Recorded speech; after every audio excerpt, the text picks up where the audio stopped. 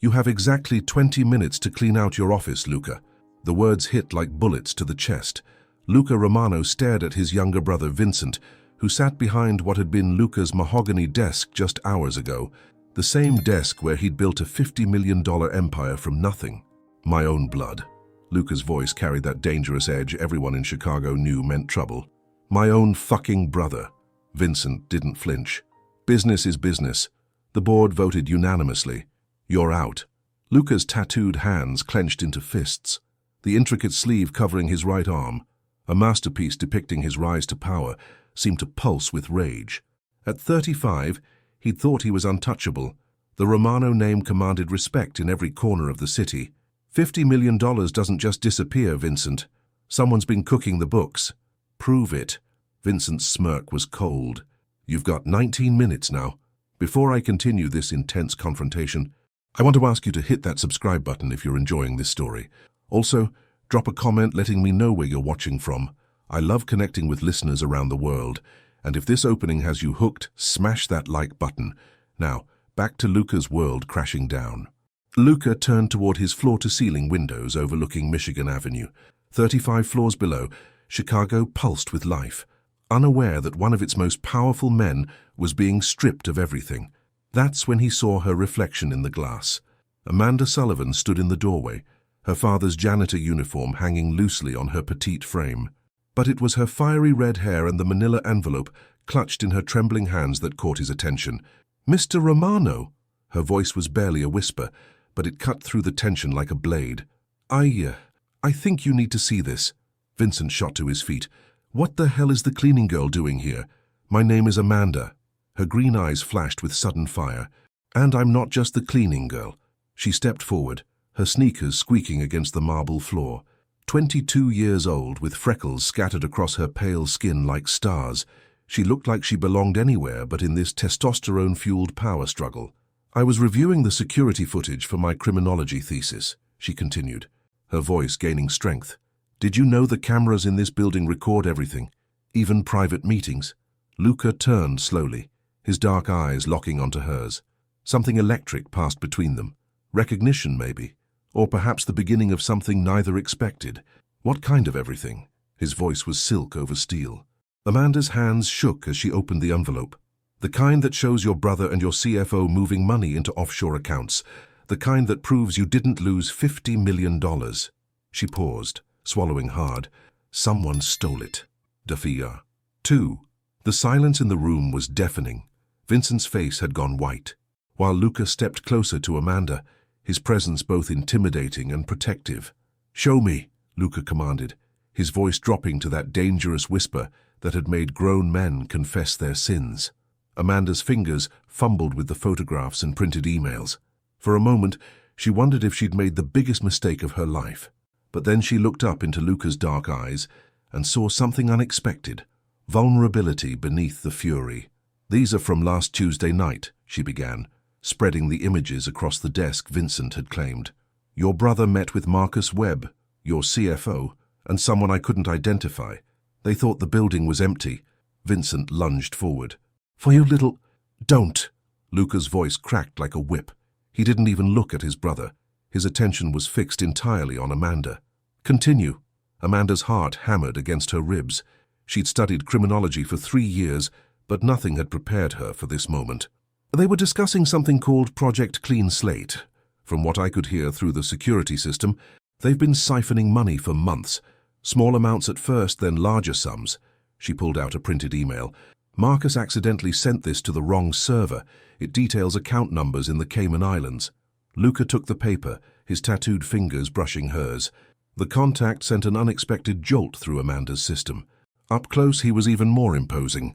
6 feet of controlled power wrapped in an expensive Italian suit. The tattoos peeking above his collar told stories of violence and victory. "Why are you helping me?" he asked quietly. Amanda met his gaze steadily. "Because I've watched you for 2 years. Every morning, you stop by my father's supply closet to ask about his arthritis. You remember his doctor appointments. You gave him Christmas bonuses that paid for my tuition." Her voice softened. "Good men don't deserve to be destroyed by family." Vincent snarled. "This is insane.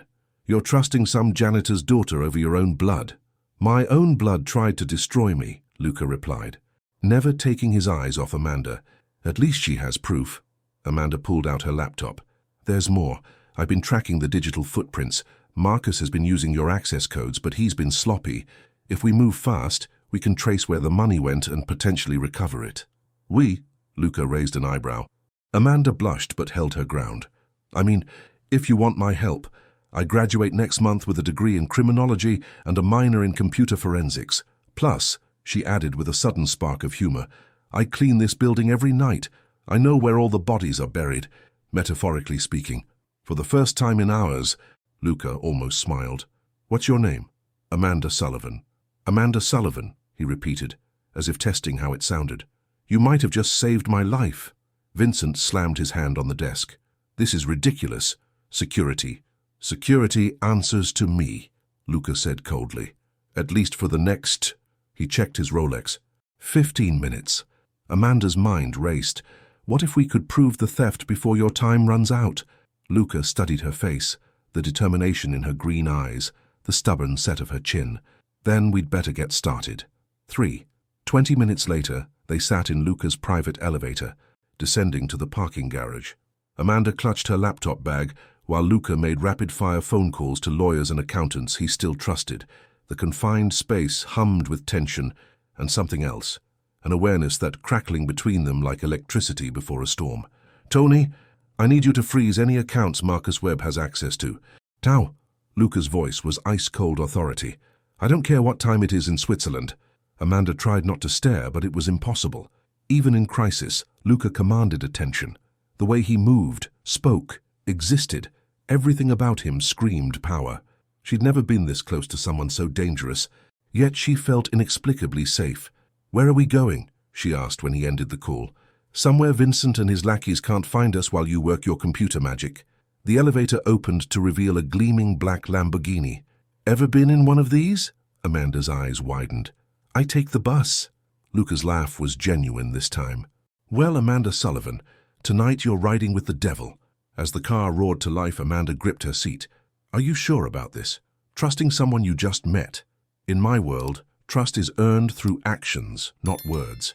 He navigated through downtown Chicago traffic with practiced ease. You could have walked away. Instead, you risked everything to help a stranger. You're not a stranger, Amanda said quietly. I've watched you for 2 years, remember? I've seen how you treat the staff, how you handle business. You're not what people say you are. And what do people say I am? Amanda hesitated. Ruthless, dangerous, a man who takes what he wants. Luca's hands tightened on the steering wheel. Maybe they're right. Maybe. But I also know you spent 3 hours in the hospital when my father had his heart attack last year. You sat in that waiting room until the doctors said he was okay. Amanda turned to face him. Ruthless men don't do that. They drove in silence for several blocks. Finally, Luca spoke. Your father never told you I was there. He didn't have to. I have access to all the security footage, remember? Amanda smiled. Plus, the nurses talked about the gorgeous tattooed man who looked terrified the entire time. I don't get terrified. No? Then what would you call it? Luca considered this. Concerned. I was concerned. Amanda laughed, a bright, musical sound that filled the car's interior. Okay, Mr. Romano, concerned. Call me Luca. Luca, she repeated, and something warm spread through his chest at the sound of his name on her lips. They pulled into the parking garage of an upscale hotel. We're staying here? I keep a suite for business meetings that need to stay off the books. Luca killed the engine.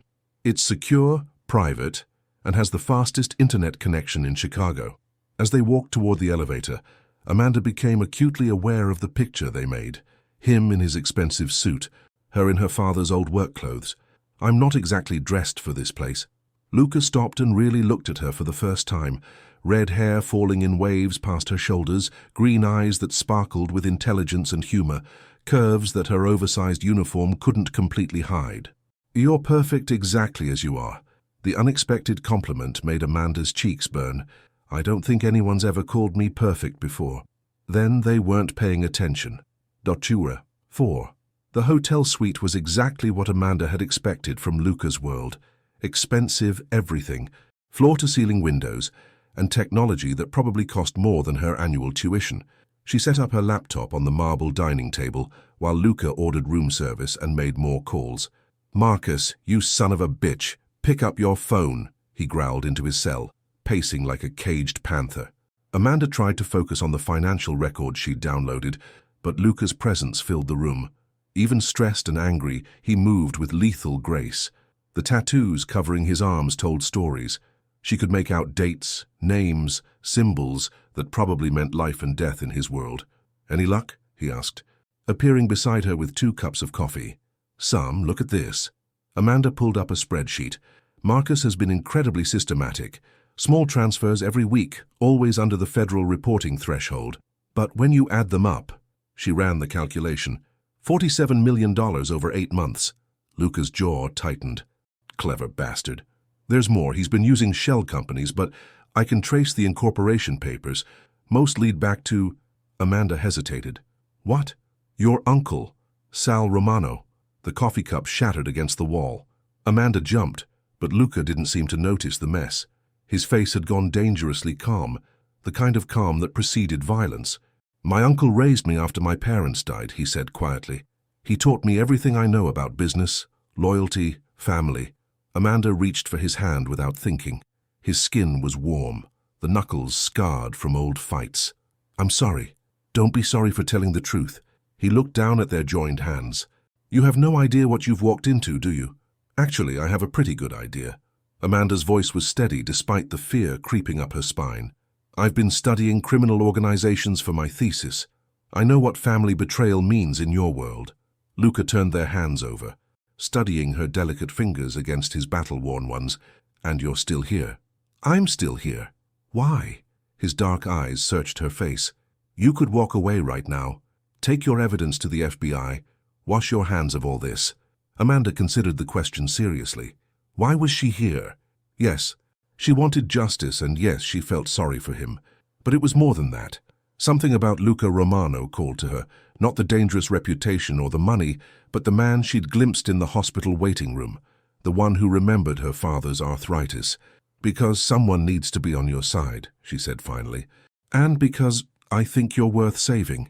The words hung in the air between them.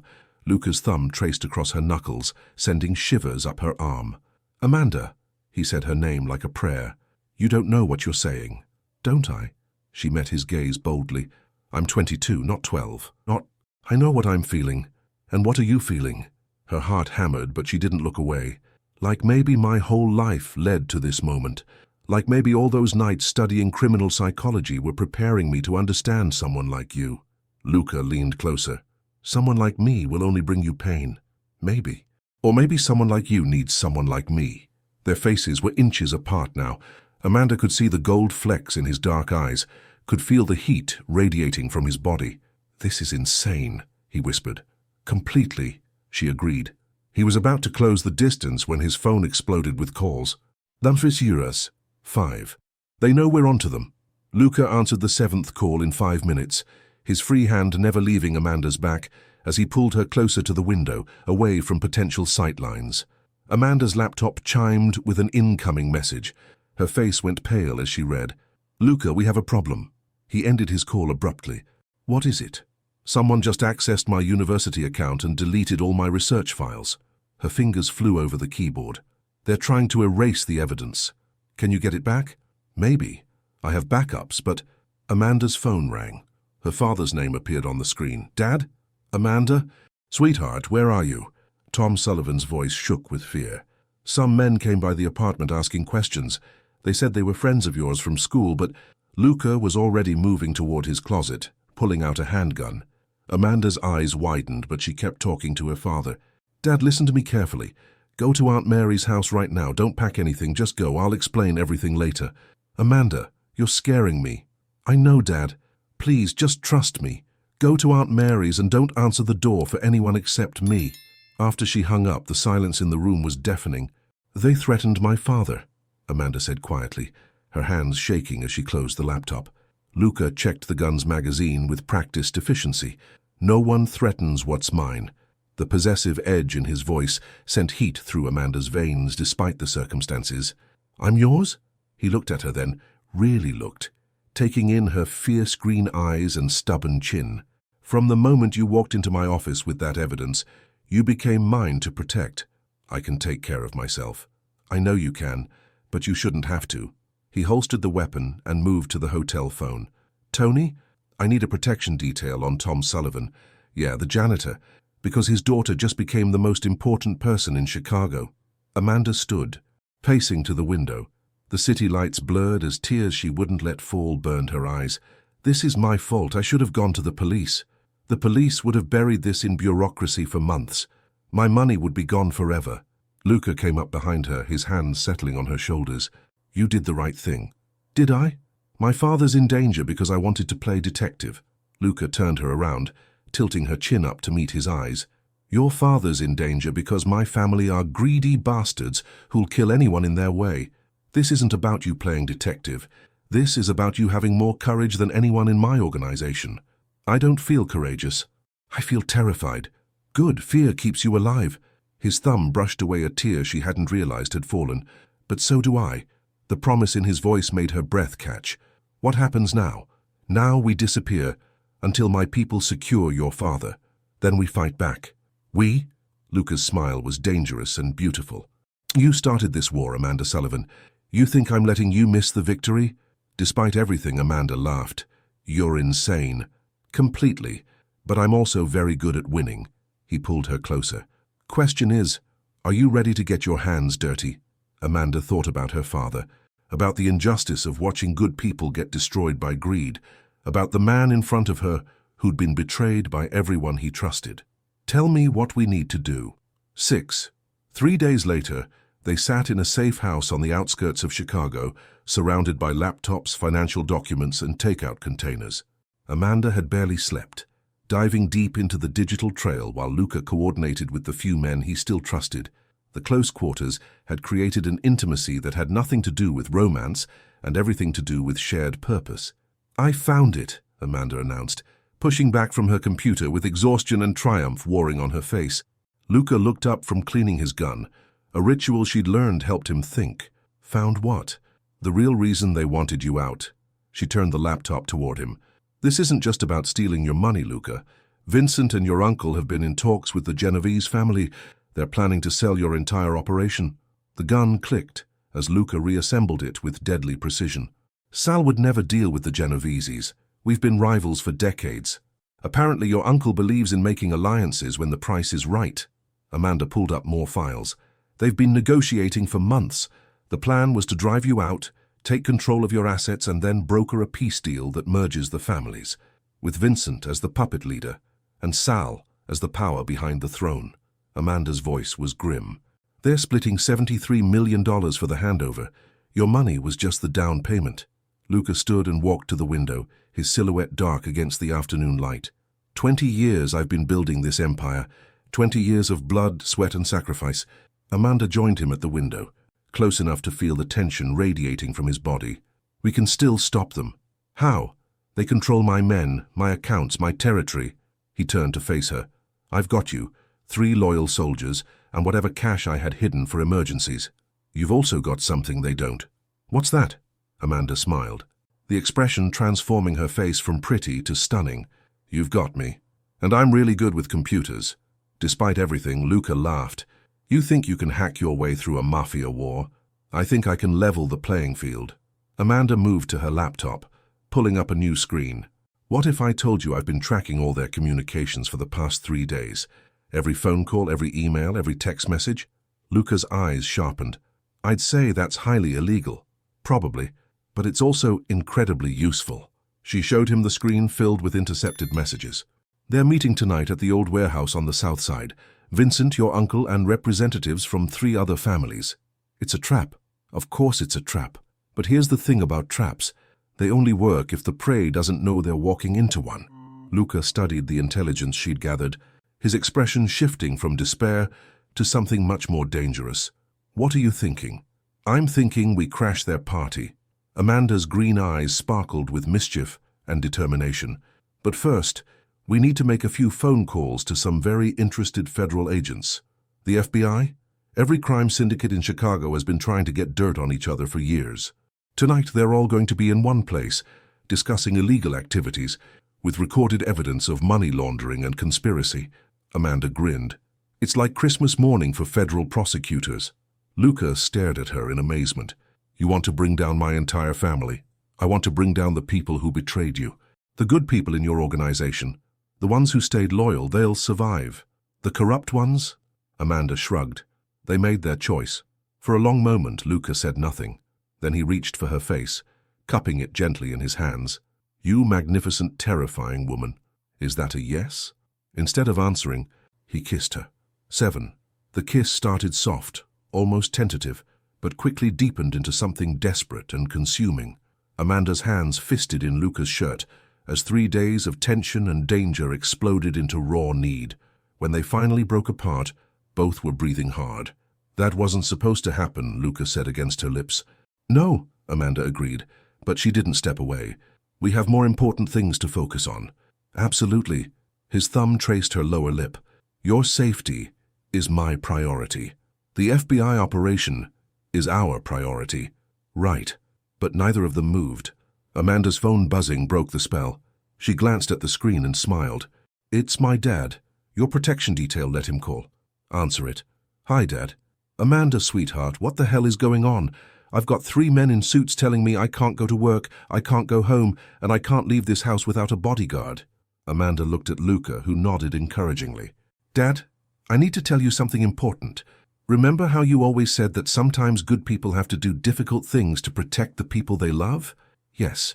Well, I found out some very bad people were stealing from Mr. Romano. When I tried to help him get his money back, they threatened you to keep me quiet. Tom Sullivan was quiet for a long moment.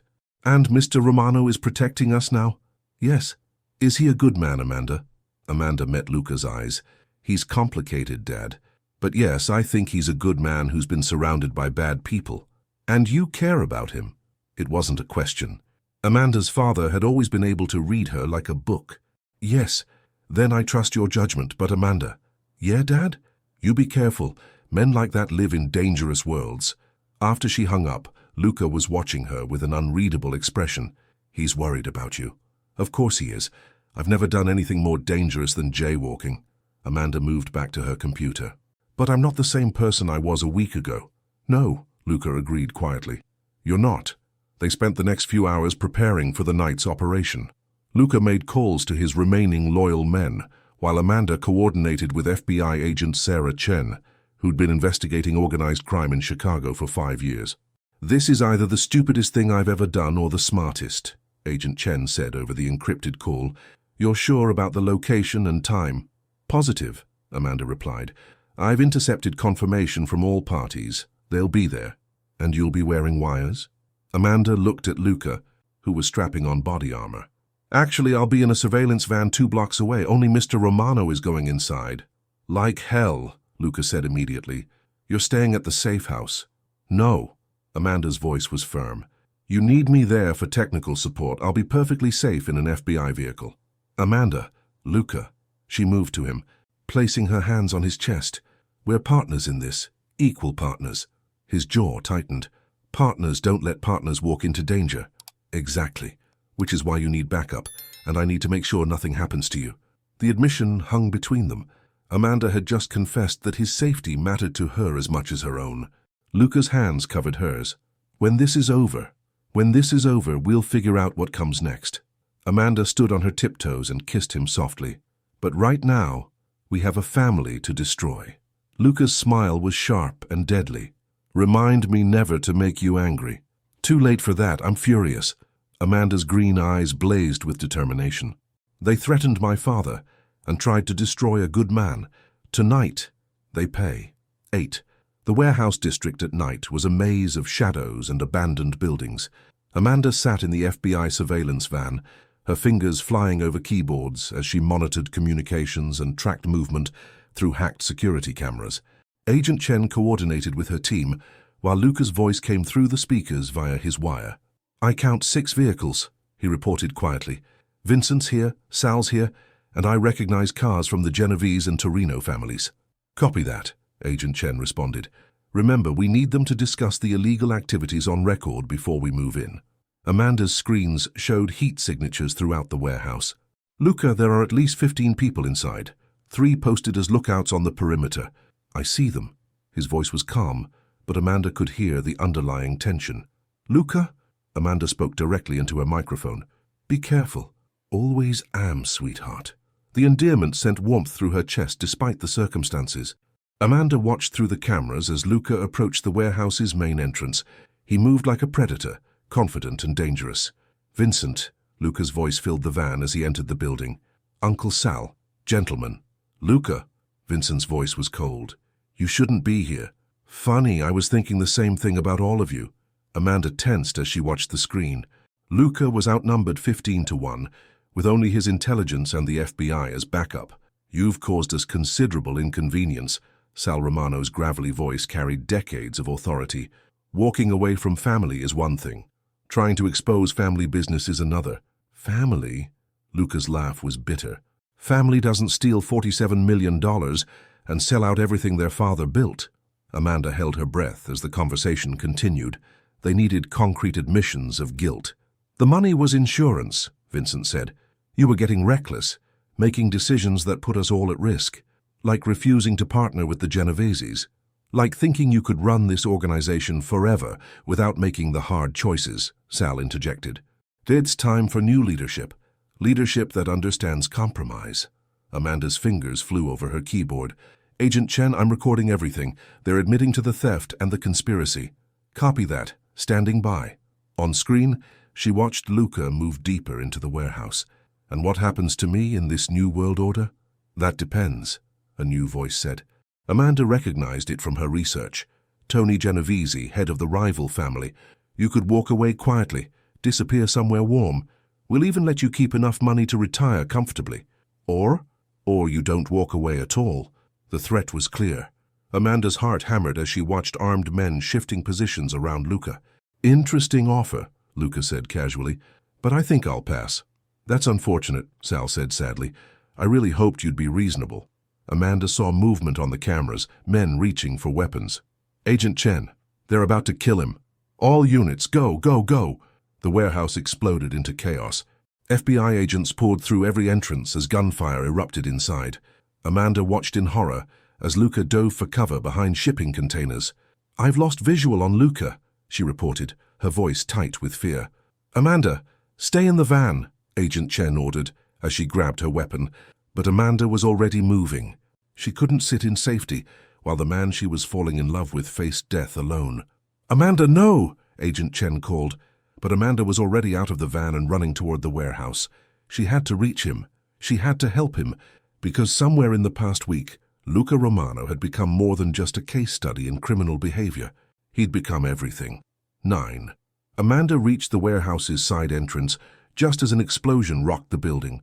Emergency lights flickered, casting eerie shadows as smoke filled the air. Through her earpiece, she could hear Agent Chen coordinating the assault, while gunfire echoed from inside. Luca, respond, Amanda whispered into her microphone. Static. Fear like nothing she'd ever experienced clawed at her chest. Amanda had studied violence academically, but this was raw and immediate and terrifying. Still, she pressed forward into the smoke-filled building. Amanda, what the hell are you doing here? Luca's voice came from behind her overturned forklift. Relief flooded through her at the sound. Saving your stubborn ass, she replied, crawling toward his position. I told you to stay in the van.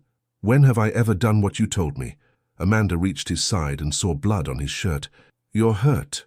It's nothing, just a graze. Luca pulled her down as bullets whined overhead. You shouldn't be here. Neither should you, but here we are. Amanda pulled out her laptop, which she'd somehow remembered to grab. I can help. With what? This is a gunfight, not a homework assignment. I can access the building's systems. Her fingers flew over the keys. Emergency lighting, fire suppression, security doors. The warehouse's sprinkler system suddenly activated, reducing visibility but also providing cover. See? Despite the circumstances, Luca grinned. You're insane. I learned from the best. The firefight continued around them, but Amanda could hear it moving away as FBI agents pushed deeper into the warehouse. Agent Chen, she spoke into her microphone, Luca and I are pinned down near the east wall. Copy. We've got Vincent Romano in custody, but Sal and the Genoveses are barricaded in the office complex. Amanda accessed the building's blueprint on her laptop. There's a ventilation shaft that leads directly to their position. If you can get someone small enough. Absolutely not, Luca said immediately.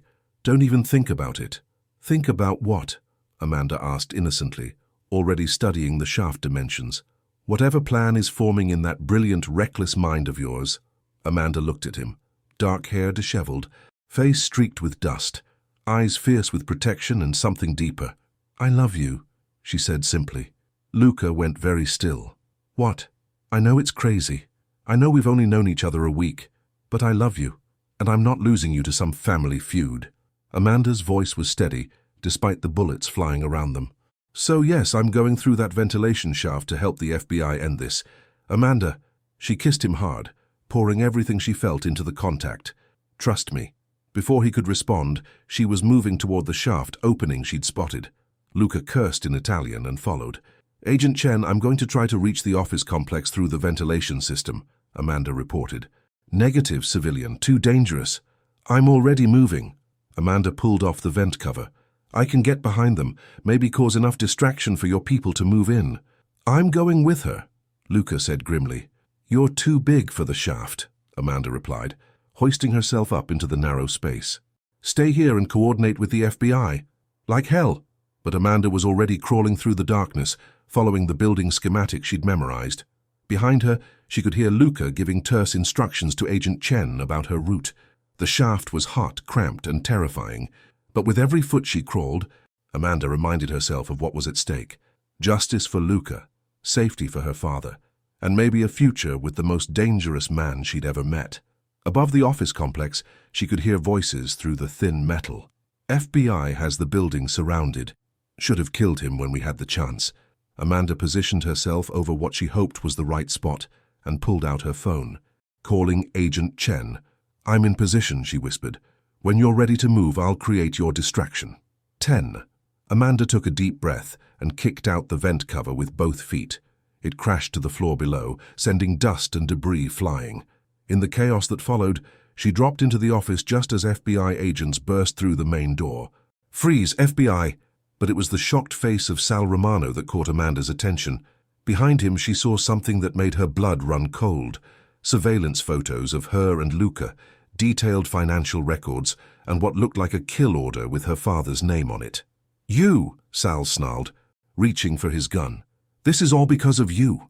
Amanda dove behind a desk as gunfire erupted again. Through her earpiece, she could hear Luca screaming her name, his voice raw with panic and fury. Amanda! Report! Are you hit? I'm okay, she gasped, crawling toward the documents she'd seen. But I found something big. Agent Chen and her team had Sal and the other men pinned down, but the firefight was intense in the confined space. Amanda managed to grab several files before a stray bullet shattered the window above her head. This wasn't just about the money or the family merger, she reported, scanning the documents frantically. Sal's been working with someone else. Someone who wanted Luca destroyed for personal reasons. What are you talking about? Luca's voice was tight. Amanda found the file that made everything clear. Her hands shook as she read. Your parents' death wasn't an accident. Luca, it was ordered by someone in your organization, someone who wanted control of the Romano family. The silence on the channel was deafening. Amanda, get out of there now, Agent Chen ordered. We've got this contained.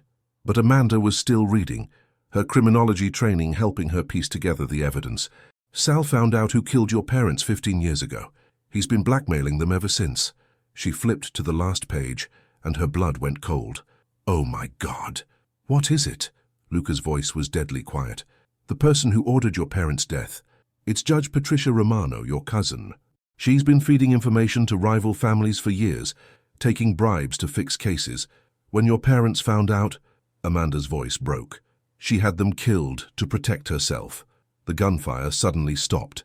In the silence, Amanda could hear Sal Romano laughing bitterly. Tell him, Sal called out. Tell Luca that his precious cousin Patricia has been playing all sides for years. The FBI, the families, everyone.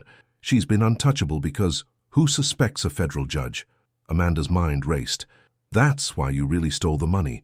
You were planning to disappear because Patricia found out you knew the truth about the murders.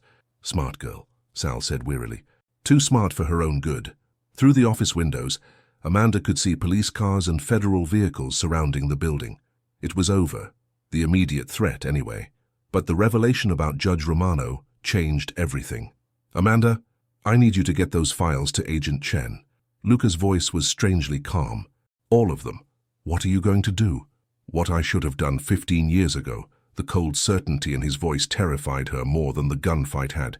"Luca, don't do anything stupid. We have evidence now.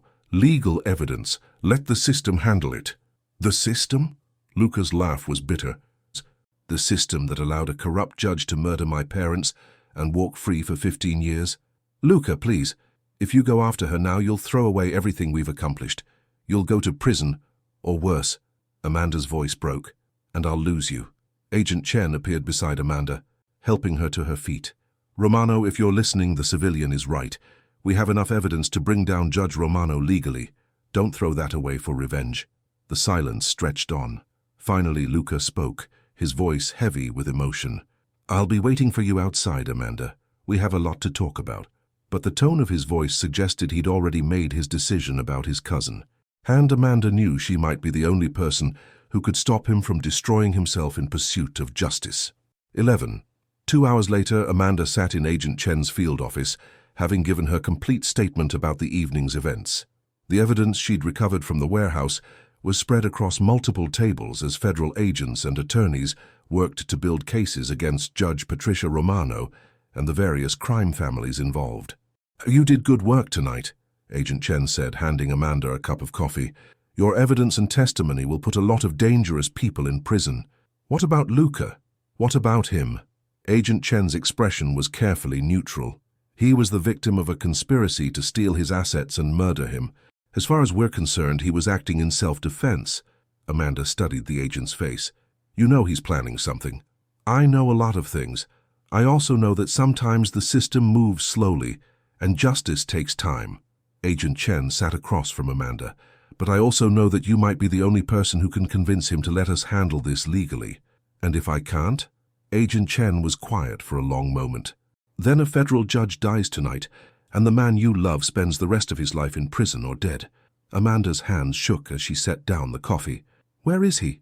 "Probably planning how to get to Judge Romano before she realizes her world is collapsing." Agent Chen leaned forward. "She'll know about tonight within the hour. If she's smart, she'll disappear. And if she's not, then Romano will find her first." Amanda stood abruptly. "I need to see him." "I was hoping you'd say that." Agent Chen tossed her a set of car keys. "His last known location was his penthouse. But Amanda, be careful. The man you've fallen in love with is capable of terrible things when he's hurt." 20 minutes later, Amanda stood outside Luca's penthouse, her heart hammering as she used the keycard he'd given her days ago. The apartment was dark except for city lights streaming through floor-to-ceiling windows. She found him on the balcony, staring out at the Chicago skyline. He'd changed into dark clothes, and she could see weapons laid out on the table beside him. "Don't," she said quietly. He didn't turn around. "Don't what?" "Don't destroy everything we've built together for revenge." Amanda moved to stand beside him. "Don't throw away your life for someone who isn't worth it. She killed my parents. Amanda, she murdered them in cold blood to cover up her own corruption." "I know." Amanda's voice was soft. "And she'll pay for it. The FBI has enough evidence to—" "The FBI had evidence 15 years ago, too. Somehow it disappeared. Witnesses recanted, cases were dismissed." Luca finally looked at her, and the pain in his eyes nearly broke her heart. "The system doesn't work for people like me." "Maybe not, but I do." Amanda reached for his hands, threading their fingers together. "I work for people like you. We work for each other." "Amanda, no. Listen to me." She turned to face him fully. "I love you. Not the Mafia boss, not the millionaire, not the legend. I love the man who sits with janitors in hospital waiting rooms, the man who remembers people's birthdays and doctor appointments, the man who's been carrying the weight of his parents' death for 15 years. Luca's hands tightened on hers. "You don't understand what it's like to lose everything." "Don't I?" Amanda's eyes flashed. "A week ago I was a criminology student whose biggest worry was passing my final exams. Tonight I crawled through ventilation shafts, got shot at, and discovered that the man I love has been planning to commit murder." Her voice broke. "I'm losing everything too, Luca. I'm losing you." "No." His voice was fierce. "You're not losing me. Then prove it. Choose me. Choose us. Choose a future where we build something better instead of destroying what's left." They stood in silence as the city pulsed around them. Finally, Luca spoke. "What if she gets away with it? Then we make sure she doesn't, but we do it right together." Amanda smiled through her tears. "Besides, I've gotten pretty good at taking down corrupt officials this week. Think I could handle one more?" Despite everything, Luca smiled. "You're incredible, do you know that?" "I'm terrifying." "Just ask your uncle."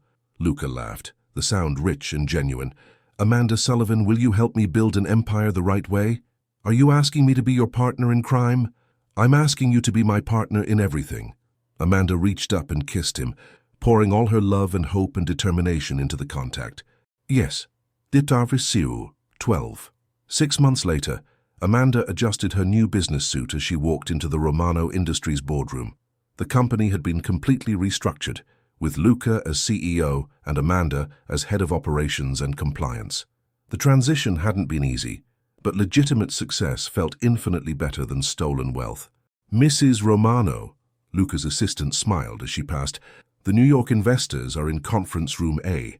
Amanda still felt a thrill at hearing her married name. The wedding had been small, just her father, Luca's remaining loyal friends, and Agent Chen, who'd become an unexpected friend through the legal proceedings that followed that night at the warehouse. Judge Patricia Romano was now serving a life sentence without parole. Vincent had cooperated with federal investigators in exchange for a reduced sentence. Uncle Sal had died of a heart attack while awaiting trial. Some said from the stress, others whispered about prison justice. "How did the meeting go?" Luca asked as Amanda entered his office. Even after 6 months of marriage, he still took her breath away. The dangerous edge was still there, but it was tempered now by something softer. "The investors want in," Amanda reported, settling into the chair across from his desk. "Apparently, our completely legal and transparent business model is revolutionary in Chicago." "Imagine that," Luca grinned. "Who would have thought honesty could be profitable?" "Well, honesty and your wife's criminal psychology degree." Amanda pulled out her laptop. "I've identified 3 more companies that are laundering money through construction contracts. If we report them and bid on the legitimate work, we make money and clean up the industry at the same time." Luca moved around the desk to kiss her forehead. "You're brilliant." "I'm practical, there's a difference. There's something I want to show you." Luca pulled out an envelope. "Remember how you said you wanted to start a family foundation?" Amanda opened the envelope and gasped. Inside was a check for $5 million and incorporation papers for the Sullivan Romano Foundation for Criminal Justice Reform. "Luca, your father suggested the name. He said if we're going to change the world, we should do it together." Luca knelt beside her chair. "What do you think?" Amanda looked at the papers, then at her husband's face. "I think Tom Sullivan raised a very smart daughter. And I think that daughter is going to revolutionize how Chicago does business." "We're going to revolutionize it," Amanda corrected. "Together, together," Luca agreed, pulling her into his arms. As they kissed, Amanda marveled at the journey that had brought them here. A week of danger and betrayal had somehow led to a lifetime of love and purpose. She'd set out to save a man from his family's greed and ended up finding her own family in the process. "Mrs. Romano," the intercom crackled to life. "Your 4 o'clock appointment is here." Amanda smiled against Luca's lips. "That would be the FBI task force on organized crime. They want our help identifying corruption in city contracts. The FBI wants help from a former Mafia boss. The FBI wants help from the most successful legitimate businessman in Chicago and his wife, the country's leading expert on criminal psychology and corporate settings." Amanda straightened her suit. "Besides, Agent Chen says we're the only people who understand both sides well enough to bridge them." Luca shook his head in amazement. "A year ago, I was running a criminal empire. Now I'm consulting with federal agents. A year ago, I was writing papers about criminal behavior. Now I'm married to a reformed criminal and running a multi-million-dollar foundation." Amanda kissed him once more. "Life is funny that way. No regrets?" Amanda looked around the office, at the legitimate business they'd built together, at the wedding ring that symbolized their partnership in everything. "Only one." "What's that?" "That it took me 22 years to find you." Luca's smile was pure happiness. "Well, Mrs. Romano, we have the rest of our lives to make up for lost time." "Yes," Amanda agreed, taking his hand as they prepared to face their next challenge together. "We do." Outside the windows of their Chicago office, The city sprawled in all directions, a place of opportunity and danger, corruption and hope.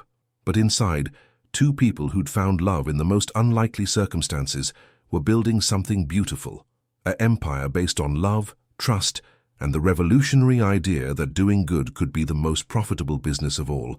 Their story had started with betrayal and theft, but it would continue with love and justice, and for Amanda and Luca Romano, that was the greatest victory of all.